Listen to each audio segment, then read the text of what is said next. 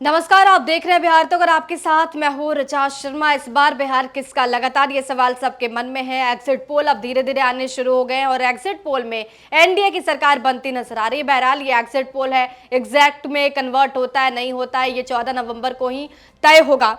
लेकिन exit poll में किस पार्टी को कितनी सीटें मिल रही है बिहार तक, ये आपको बताने की कोशिश कर रहा है। जीतन राम मांझी की पार्टी की बात कर लेते हैं। 6 सीटों पर चुनाव लड़ रहे हैं जीतन राम मांझी की जो पार्टी है हम हिंदुस्तानी अवाम मोर्चा, उसके पाले में 6 सीटें एनडीए की तरफ से दी गई। अब 6 सीटों पर क्या कमाल हो रहा है कि नहीं हो रहा है, ये तस्वीर अब धीरे धीरे साफ हो रही है। एग्जिट पोल में जिस तरीके से प्रदर्शन बताया जा रहा है जीतन राम मांझी की पार्टी का, हिंदुस्तानी अवाम मोर्चा का, उसके अनुसार हिंदुस्तानी अवाम मोर्चा को 2 से 4 सीटें आ सकती हैं। 6 सीटों पर चुनाव लड़ रहे हैं और इन 6 सीटों में 2 से 4 सीटें जीतन राम मांझी की पार्टी हमको, हिंदुस्तानी अवाम मोर्चा को आ सकती है। वो सीटें कौन कौन सी होगी इसका जिक्र कर लेते हैं। देखिए, सबसे पहले तो आपको बता दूं कि किन 6 सीटों पर जीतन राम मांझी की पार्टी चुनाव लड़ रही है। तो समझिए, सबसे पहले इमामगंज सीट, यहां से दीपा मांझी चुनावी रण में है, उनकी बहू है। टेकारी से अनिल कुमार को हिंदुस्तानी अवाम मोर्चा का कैंडिडेट बनाया गया है।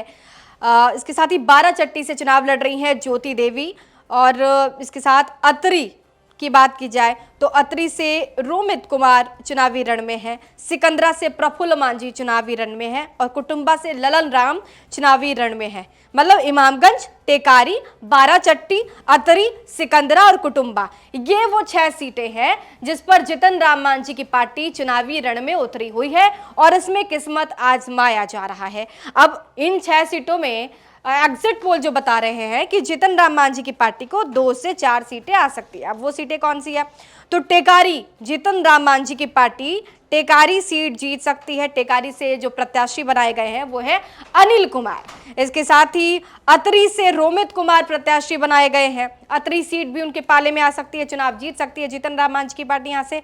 सिकंदरा सीट से भी जीतन राम मांझी उनकी पार्टी चुनाव जीत सकती है। प्रफुल्ल मांझी यहाँ से कैंडिडेट बनाए गए हैं। तो ये 3 सीटें एग्जिट पोल के अनुसार जो हम पार्टी है वो जीतने जा रही है। कौन कौन, तो टेकारी, अतरी और सिकंदरा। कौन सी सीटें नहीं जीत पा रही है, तो देखिए इसमें इमामगंज की सीट बताया जा रहा है। इमामगंज से दीपा मांझी चुनावी रण में है।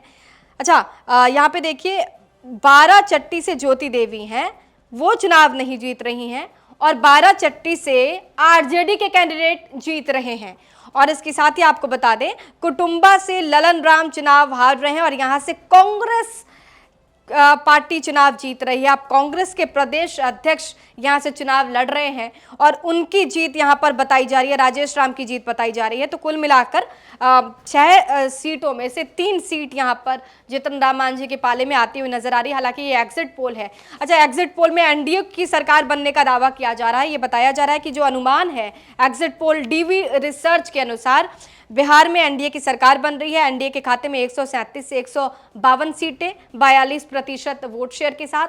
महागठबंधन के खाते में 83 से 98 सीटें जा सकती हैं। इसमें तकरीबन 39% वोट शेयर के साथ है। जन स्वराज पार्टी के खाते में 2 से 4 सीटें आ सकती हैं। बसपा के खाते में 2 सीट आ सकती है। एआईएमआईएम के खाते में 2 सीट और अदर्स के खाते में 1 से 4 सीटें जाने का अनुमान है।